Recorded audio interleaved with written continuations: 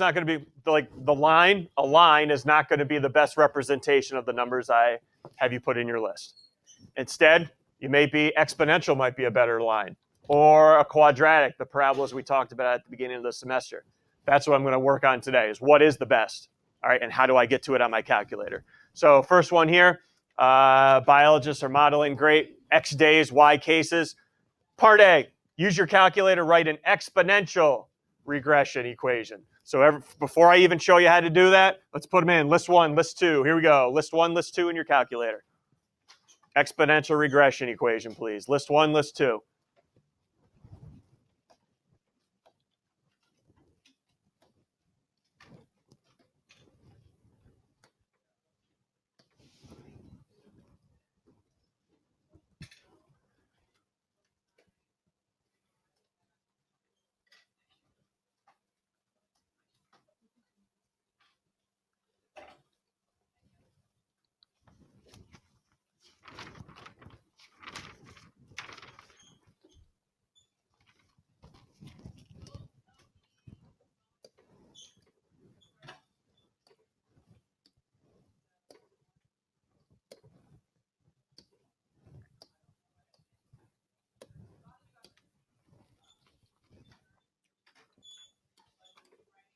Just check your list because it skips over 4. There's not a 5 in there.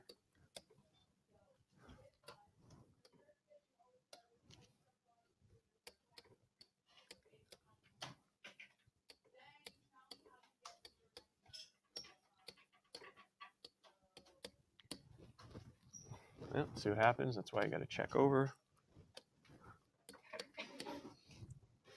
All good, 25. All right, ready to go. Okay, this is asking again for exponential regression. So go to where we usually go, stat, calculate.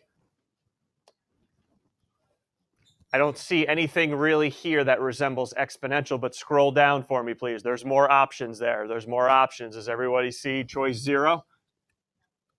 EXP regression.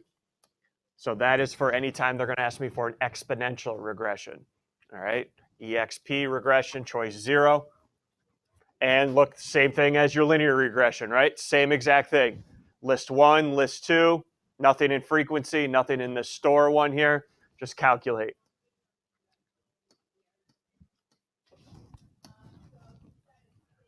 It'll calculate it. There's my good old R value like usual. Yep.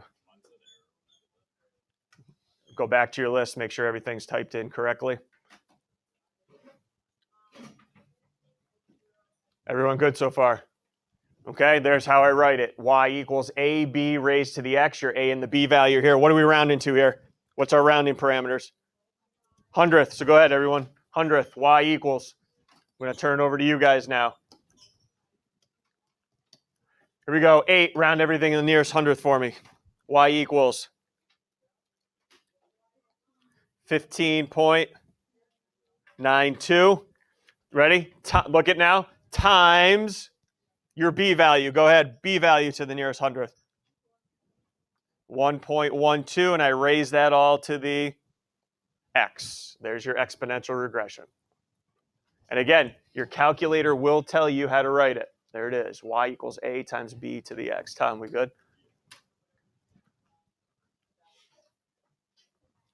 Okay. Use this equation. How many total fluke cases will it be after 2 weeks now? After 2 weeks. How are you going to use your equation to find that one? Let's roll. 13. Not here. 4.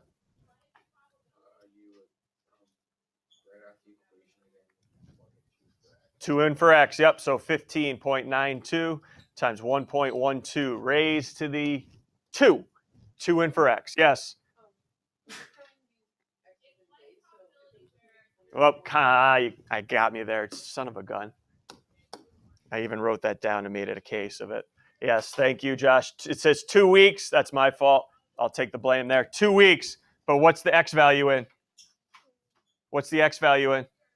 Days. So I don't want to plug in 2. I'd rather plug in 14. Thank you, Josh. Even had that starred on my paper.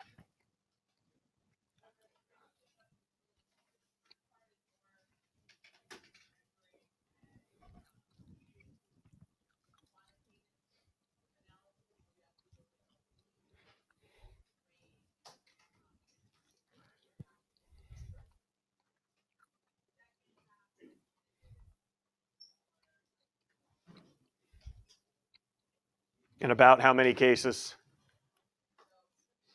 About 70, we go full cases. So even if it's 77.9, it's not 78.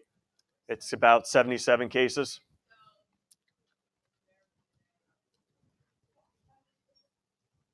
All right, about 77 cases.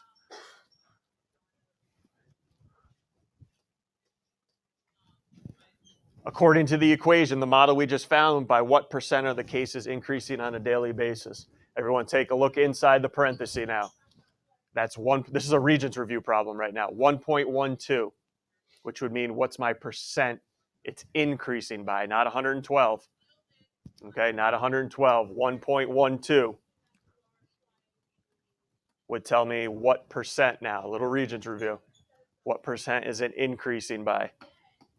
Okay, here we go. 21. 12%. Yep, because remember, this was 1 plus 12, and 12 would be 0.12 or 12%. Yep. Nice job.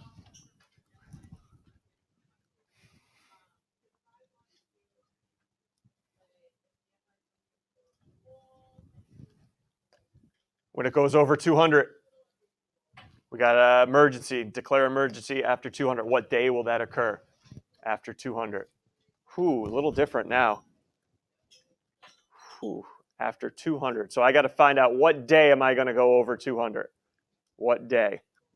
Any thoughts here? I don't want to give this away. Caitlin? Instead of putting something in for X, you'll put 200 in for Y. Okay, and that's exactly what I thought about. All right, and I'll do that. We are going to run into a slight problem, though, but I love the thinking. 200 equals 15.92, 1.12 raised to the x, right? You guys ever solve for an exponent? I don't think we're going to be able to solve this. Not until your junior year, anyway. You won't be able to solve it. Okay? There's a way around this. You can do it. You guys know the equation already, don't you? You know the equation. You know the equation. You know the equation. Put it into your y equals screen. Everyone can get to a table, right, of values? Go ahead, plug it into your y equals screen.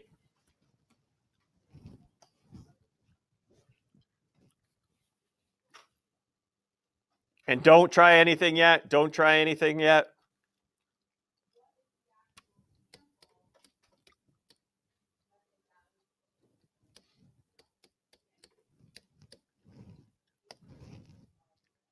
We did a scatter plot. You guys that were here on Friday, we did a scatter plot. If some of you guys still have plot 1 highlighted, please turn it, push highlighted, and go up to it, and then hit enter, and it turns it off, because you cannot graph anything but scatter plots now.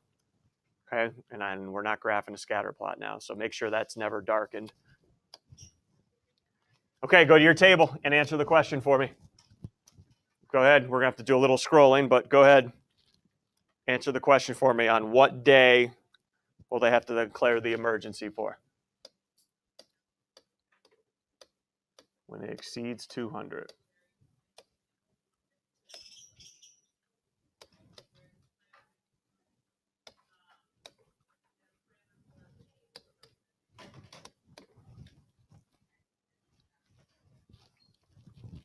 Okay, according to your tables, what day do I have to declare the emergency for?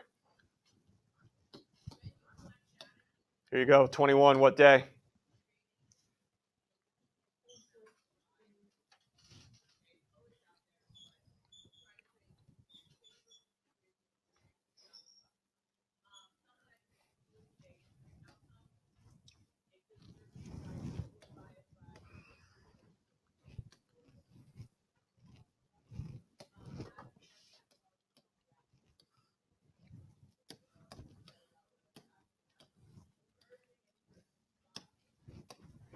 Got your table?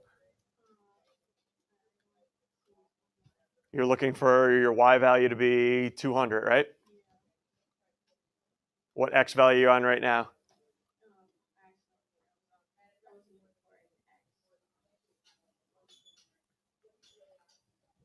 Okay, somebody help her out here. 8. Day 23. Everyone see day 23, 215.75. So during day 23, we're going to go over. All right, so day 23.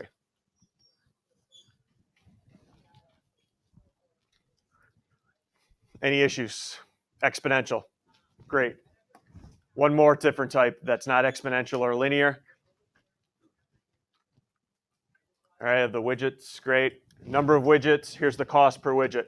Why would a quadratic model be considered the best set here? Here, remember, here's quadratic going like this or like this. Somebody tell me why that's the best type of model here. Here's a hint, look at the Y values.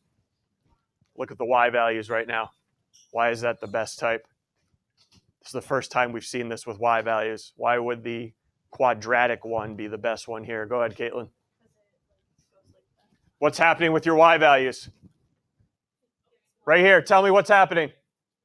Decreasing, then I hit 1.32, and then I increase. That's not a line. That's not exponential. That's the only way that's going to do that is a quadratic one. All right, so cost decreases, then increases.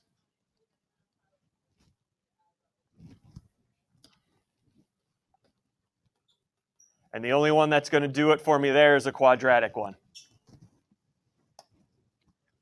So you guys know where these numbers go? And then you can tell me where to go on the calculator to find the quadratic regression. All right, so we know where these go right now. Put them in there. Put them in there.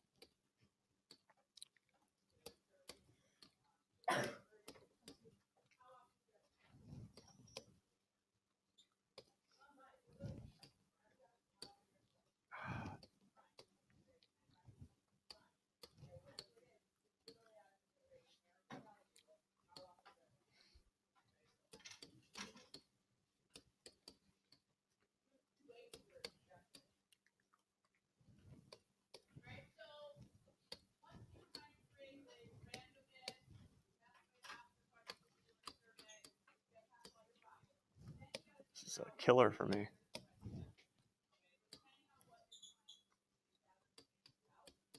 If you guys want to go to your stat calculate screen, take a little look at my options that are available and think which one I'm going to pick for this one. If I'm doing a quadratic regression, go ahead.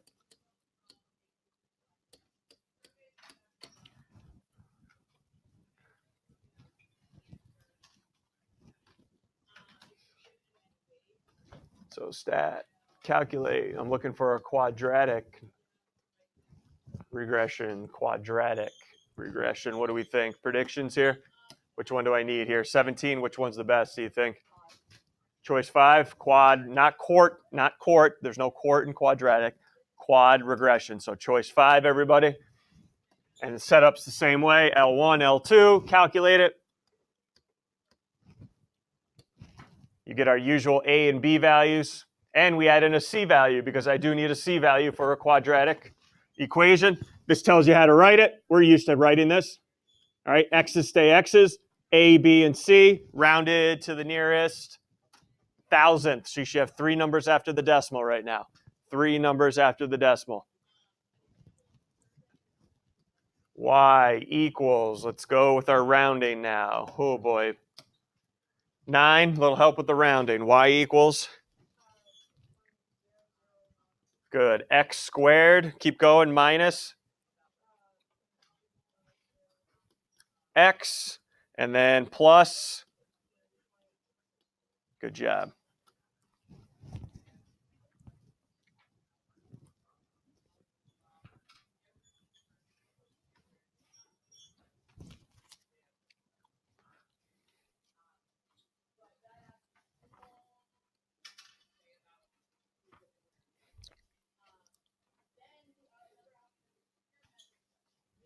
Questions here? Okay, let's go. Based on that scatter plot, which equation might have been the regression equation? Line, exponential, quadratic. Which one does it look like first so I can eliminate some of these? Line, quadratic, exponential. Which one does it look like first? 17, which one does it look like?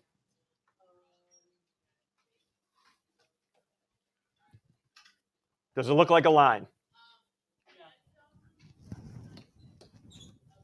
Exponential goes up quickly or goes down quickly. Quadratic opens it down or opens up here. So which one does it look like? Well, I'm not even to that point yet. I just want to eliminate another one. Does it look like a quadratic one or an exponential one? It looks like a quadratic one, so I'm eliminating 2 because that's exponential. What is the difference between 3 and 4? 3's the a value is negative, 4 it's positive. Which way does this open, up or down? Down, so my a value's got to be negative. So that's got to be choice 3. Opens down, negative.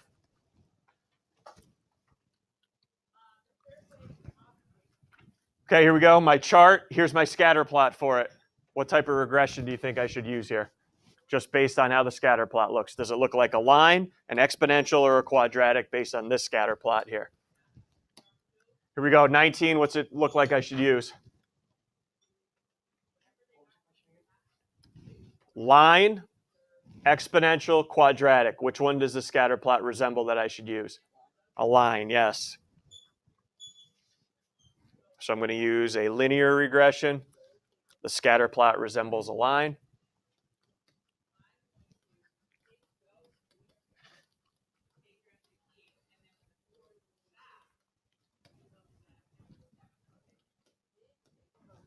Yep.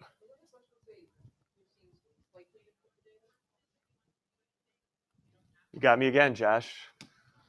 Kid's on fire today. Least likely, if I could read it correctly. All right, so let's change it. Least likely? Definitely quadratic, right?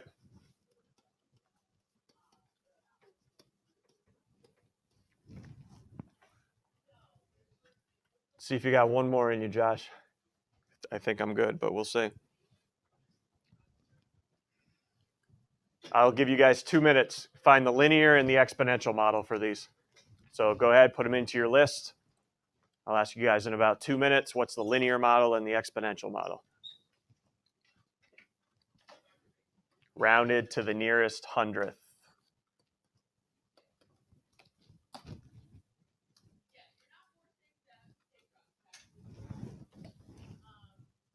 Calculating, that's fine.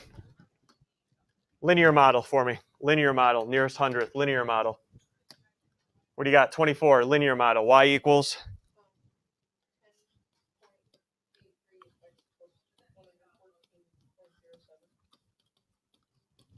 Good. Again, make sure the x is with the 10.83, not with the 114.07. How about the exponential model now? Exponential model, here you go, 19, exponential model.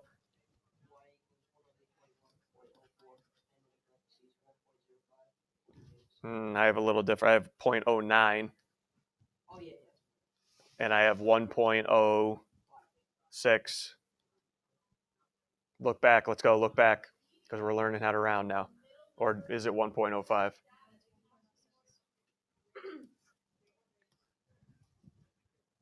What's it say? 1.05 what? Okay, so what's the 9 round the 5 to? Okay. Questions there?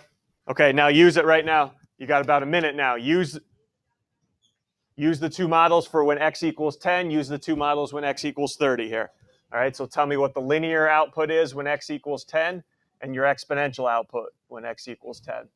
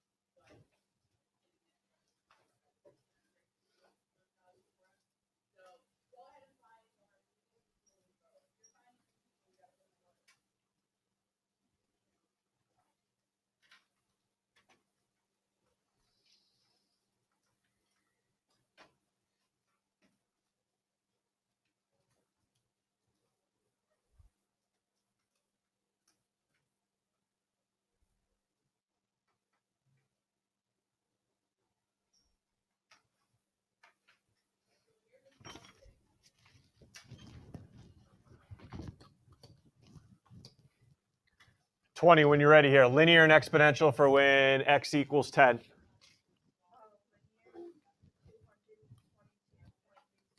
Yep. And for its exponential,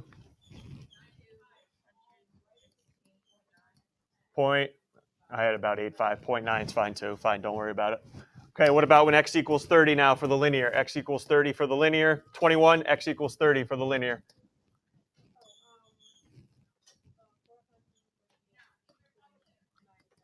And for its exponential counterpart? 1,000? So what? I have 695. When you plug in 30 for x, 695 point about 48. You have 121.09 times 1.06 raised to the 30th. Okay? All right, no problem. All right, which model is going to predict faster growth over time? Which one? Exponential, yep.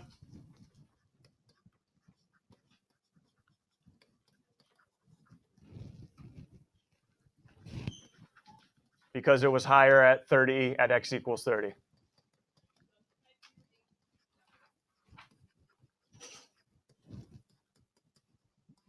May not have been x equals 10, but as I started increasing the value of x, exponential took over.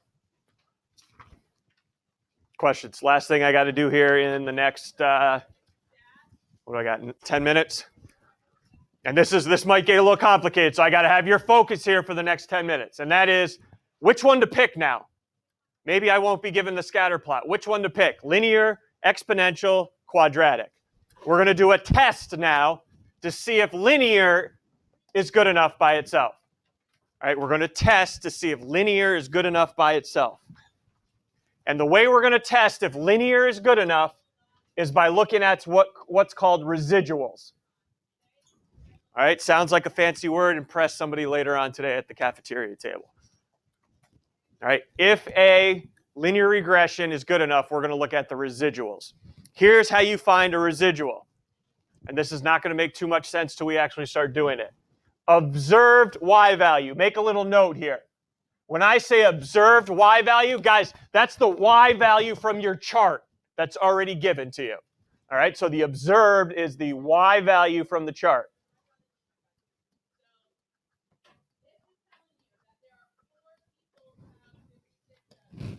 So you take that y value minus predicted y value. Where do I get this predicted y value from? Your equation. Remember, you've plugged x in and got a y out? That's the predicted. All right, that's the predicted. So observed is the one from the table. Predicted is after plugging into the equation.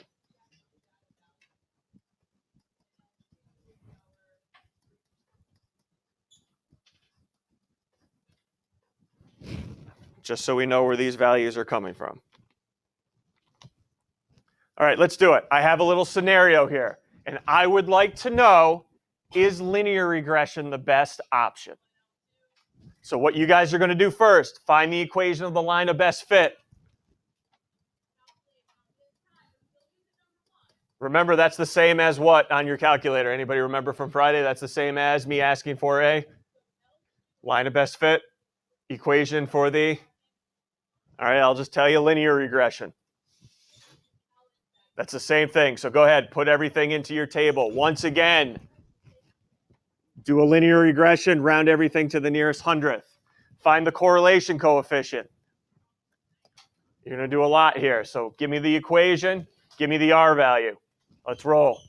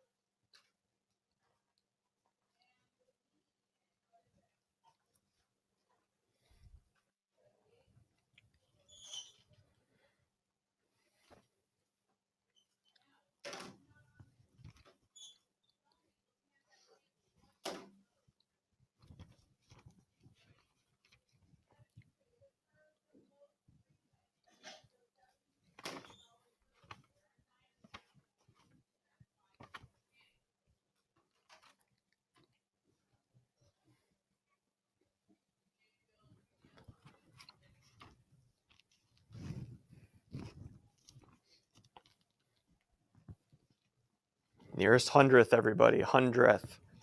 2 numbers after the decimal. Same thing for your correlation coefficient.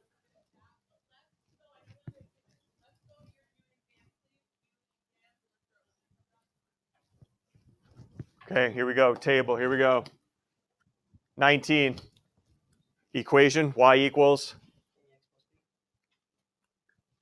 You're going to plug some numbers in for.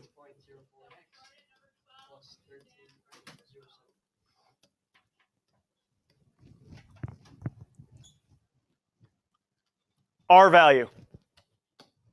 R value. Here we go. 15 to the nearest hundredth. R value.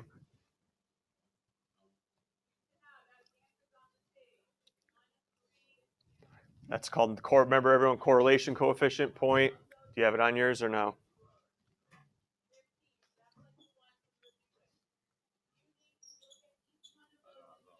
Okay, we got to show you afterwards. Who's got it? Point?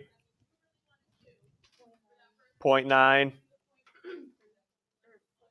0.94. How strong? Moderate, strong, weak. Strong positive, yep. All right, so this is a strong positive because it's asking me how strong the fit is. Okay, that's a strong positive. Yep.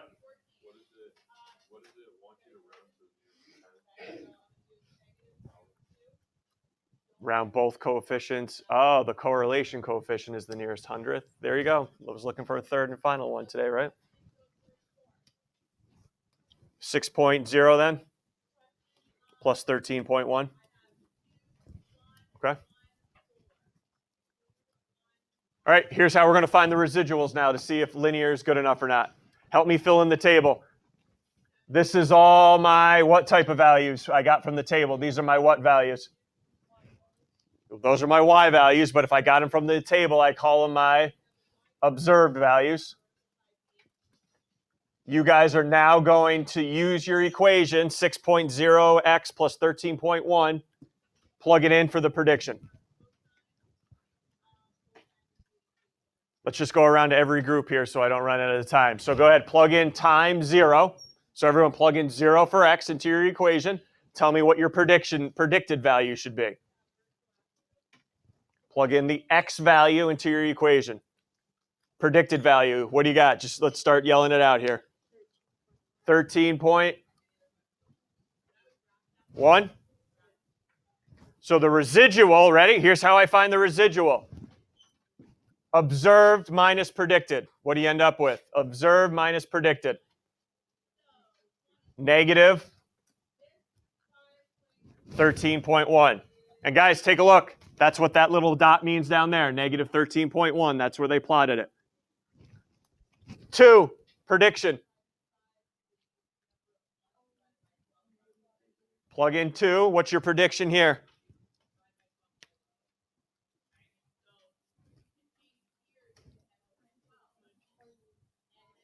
What are we?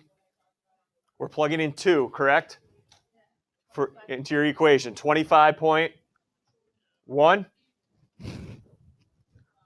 What's your residual? Observed minus predicted. Negative 0.1. Look at your table. That's where it is. Okay, I'm going to just fill in the rest here because we're running out of time. 37.1, 8.9. Again, I'm getting all these numbers from plugging into my table and subtracting the 2 now.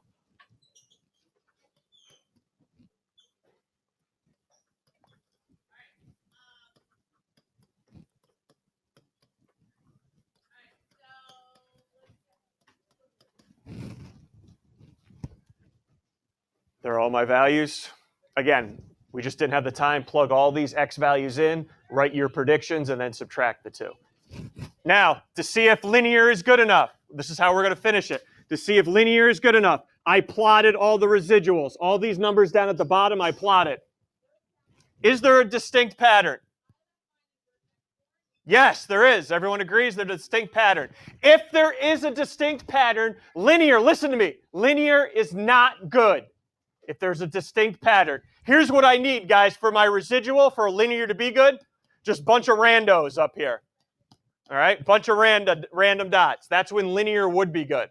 All All right, so linear, not good, because there's a distinct pattern between the originals, residuals. Let's get it down. Come on, let's get it down. Don't pack up. Let's get it down, please. Because there's a distinct pattern. If there's no pattern, it's random. Linear is good.